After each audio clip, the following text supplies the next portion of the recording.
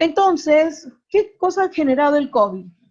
Yo en realidad veo que ha habido muchas consecuencias, se han activado muchas cosas, pero creo que han generado dos tipos de pobladores, ¿no?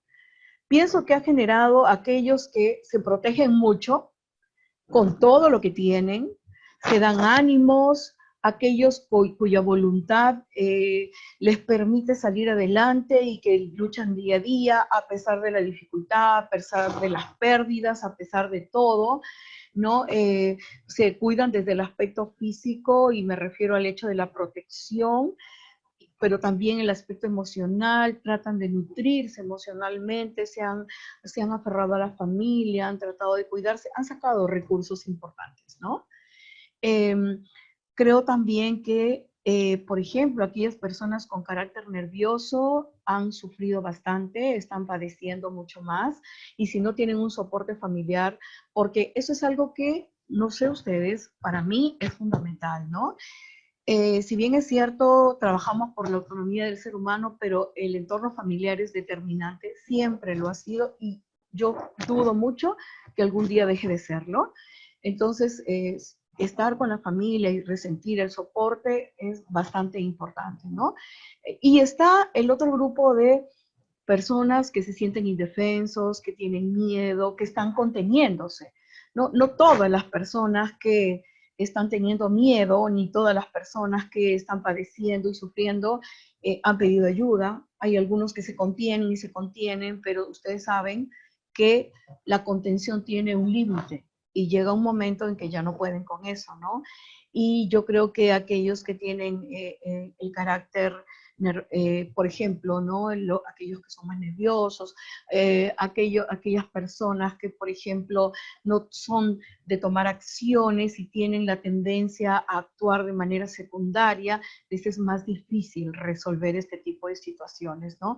Y inclusive hay personas que, habiendo tenido ciertas características y ciertas formas de actuar, hoy en día se han vulnerado y han cambiado rasgos que definitivamente eran de mucho tiempo, de haberlos aprendido mucho tiempo, ¿no?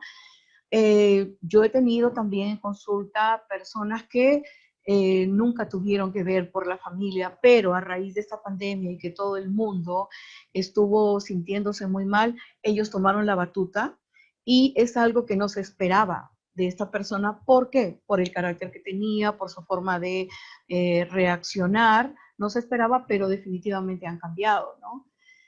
Y bueno, ya para terminar, voy a hacerles una explicación muy rápida de las tipologías, ¿no? De las tipologías que yo creo que ya ustedes la conocen, pero vamos a un poco tratar de hacer un consolidado. ¿Por qué? Porque yo creo que si nosotros conocemos un poco acerca de cómo es esta fórmula del carácter y cómo reaccionan las personas, también podemos inferir de cómo estas personas pueden ser ayudadas, ¿no? ¿Qué podemos activar en ellos? ¿Qué podemos generar? ¿Qué podemos hacer que ellos definitivamente cumplan? ¿Qué podemos nosotros eh, formular o qué pautas les podemos dar a ellos para que ellos puedan cambiar, ¿no? Por ejemplo, tenemos acá, he cogido una tipología, o mejor dicho, un autor que nos da 8 tipologías. Tenemos el nervioso que nos dice que tiene una emotividad primaria. Cuando hablamos de emotividad primaria, hablamos que su emotividad, que sus emociones son muy fuertes, que tiene una actividad secundaria que significa que casi no actúa, se limita. ¿Por qué? Porque su emoción es tan fuerte, es tan primaria, que de una u otra forma bloquea su actividad. Y podría tener una resonancia rápida dependiendo de la situación, pero generalmente su resonancia también es lenta, ¿no? Y por eso tenemos personas que empiezan a tener una serie de características ansiosas. ¿Y qué ha pasado? La ansiedad se ha ido incrementando, incrementando, y llega un momento en que desarrollan, por ejemplo, eh, eh, trastornos obsesivos. ¿Por qué? Porque el miedo se apoderó de ellos. En el caso de Otra tipología tenemos que el sentimental, por ejemplo, es una persona emotiva primaria, tiene una emotividad primaria, o sea, tiene bastante, sus emociones son muy intensas, ¿no?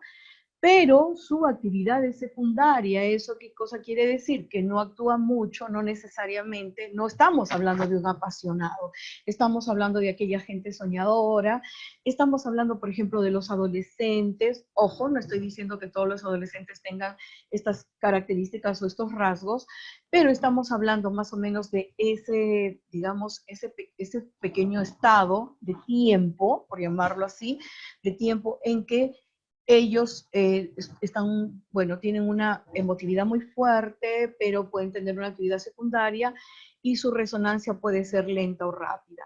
El tema de la resonancia es muy importante. ¿Por qué?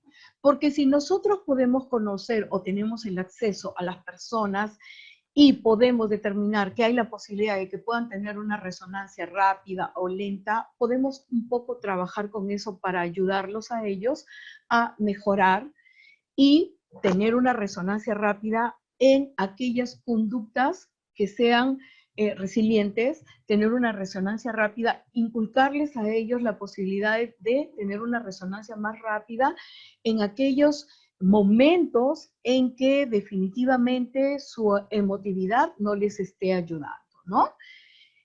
Luego podríamos hablar del colérico. Ojo que cuando hablamos del colérico, podríamos también hablar de aquella persona que tiene la emoción rebusque. Nos dice la T que el ser humano tiene 5 emociones básicas, pero tiene un montón, muchísimas emociones rebusques, ¿no? Porque son bastantes emociones rebusques. Entonces, eh, una persona puede tener, ¿no?, características de un colérico y con sus rasgos bien determinados, pero también habrá personas que a eso le suman el resentimiento, que es una emoción rebusque.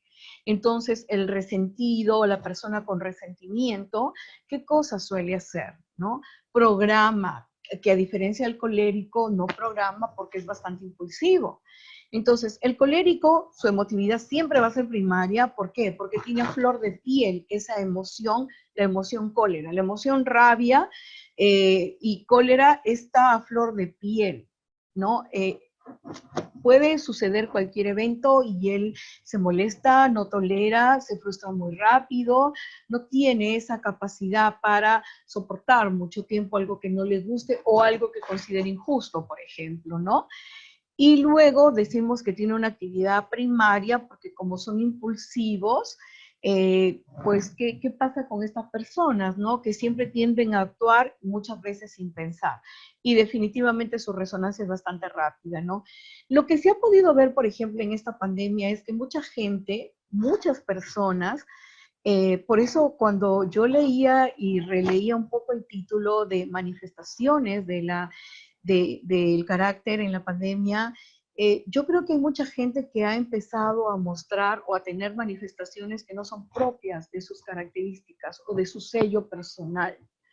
¿Por qué? Por la frustración, por la coyuntura, por el aislamiento, ¿no? Hay gente que usualmente era bastante apacible, hay gente que tenía ciertas características, era muy asertivo, pero debido a la situación, al estrés, a la presión, al miedo, a la angustia constante del riesgo, ha empezado a manifestar características propias de otros tipos de carácter, ¿no? No eran propios y, bueno, definitivamente eso ha generado que tengan conflictos en la familia, porque es más o menos como decir, yo no te conocí así, ¿no?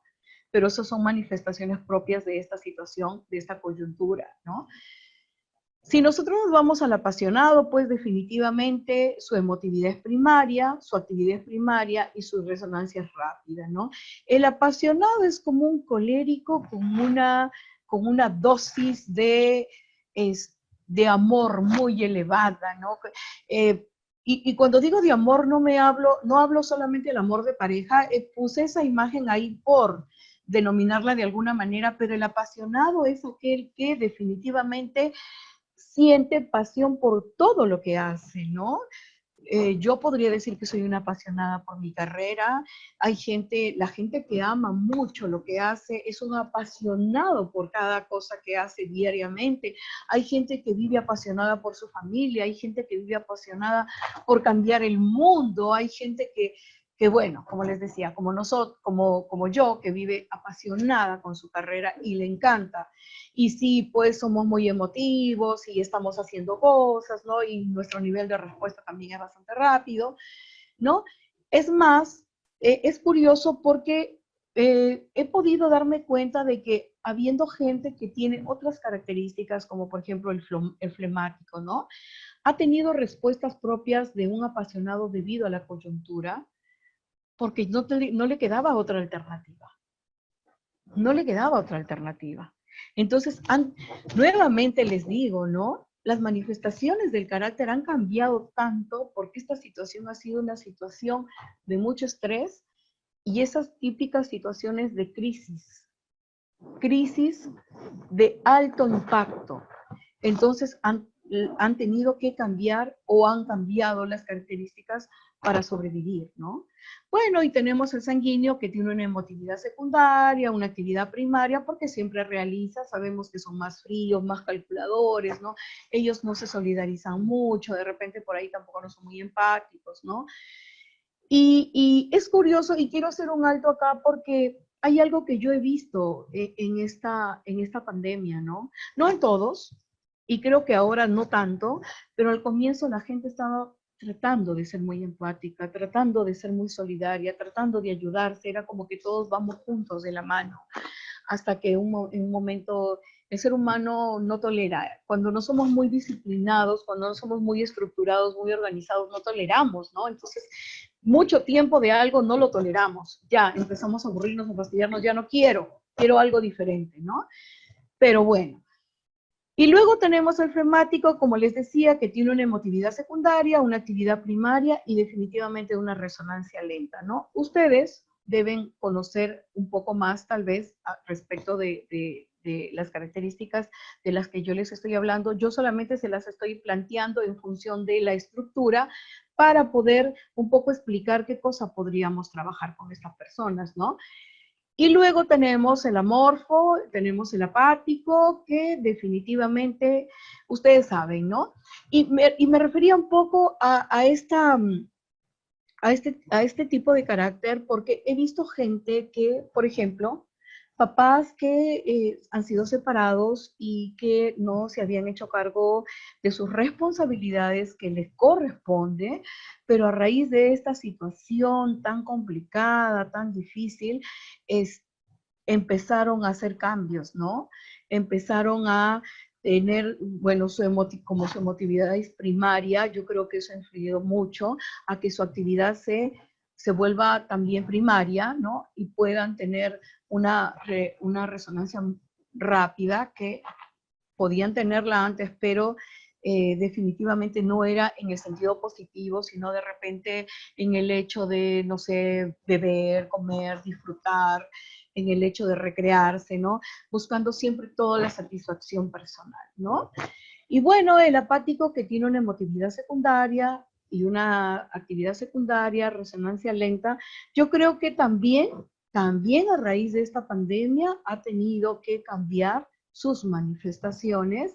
¿Por qué? Porque nos ha tocado vivir de repente la pandemia con alguien que ni siquiera era miembro de nuestra familia, o perdón, con quien era un miembro de nuestra familia, pero con quien no vivíamos, ¿no? De repente por ahí alguien se tuvo que ir a vivir a la casa de sus padres porque tenía que cuidarlos, o a la casa de una tía porque tenía que cuidarlos, y estaban acostumbrados a vivir su vida de manera solos, ¿no? A aislarse, a no estar llenos ni rodeados de muchos estímulos, pero han tenido que cambiar porque la vida es adaptarse, ¿no? Y bueno, eh, definitivamente, ya para terminar, quería dejarles esta frase eh, que estuve pensando un poco cómo es que reaccionamos frente a las crisis, ¿no? Y yo creo que en tiempos de crisis el ser humano solamente tiene dos opciones, ¿no? O se levanta, ¿no? Se cae, se levanta y sigue, o se hunde y sufre, porque no tienes de otra. En esta vida no tienes de otra. O decides avanzar, como le comentaba a colega hace un par de días, ¿no? Le decía, mira, estar bien es un tema de decisión y un tema de actitud, ¿no? Tú decides estar bien y estás bien. El paciente no nos cree porque ellos están padeciendo la situación, tienen experiencias dolorosas. Nosotros, los psicólogos, también hemos tenido experiencias dolorosas porque somos seres humanos antes que psicólogos, pero definitivamente creo que cuando empezamos a convencernos de que el mundo de las emociones y nuestro mundo interior es fundamental para estar bien, empezamos un poco a luchar para poder estar bien en ese ámbito, ¿no? Entonces, como les decía, un poco enfocándonos en la realidad, no nos queda de otra. O nos vamos para adelante y avanzamos, o nos quedamos y sufrimos, ¿no? Bien, con eso quiero terminar.